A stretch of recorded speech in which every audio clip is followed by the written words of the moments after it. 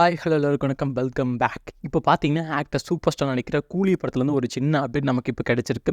அதாவது மலையாள ஆக்டர் பகத் பாசில் இந்த படத்தில் ஒரு இம்பார்ட்டன்ட் ரோலில் ப்ளே பண்ண போகிறாராம்.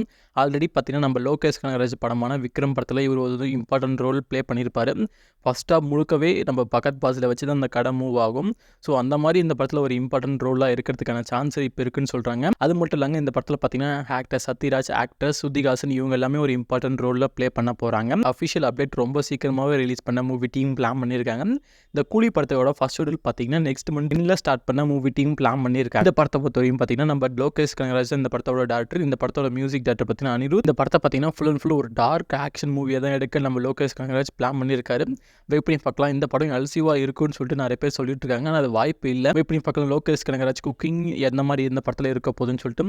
நம்ம சூப்பர் ஸ்டாரோட ஆக்டிங்கில் அடுத்து ரிலீஸ் ஆகிற மூவி தான் வந்து வேட்டைன். இந்த படத்துக்கான எல்லா ஒர்க்கும் முடிஞ்சது. ரொம்ப சீக்கிரமாகவே அக்டோபர் 10 இந்த படத்தை ரிலீஸ் பண்ண மூவி டீம் பிளான் பண்ணியிருக்காங்க. நீங்கள் எந்த படத்துக்காக வெயிட் பண்ணுங்க சொல்லிட்டு கீழே கமெண்ட்ல தட்டி விடுங்க.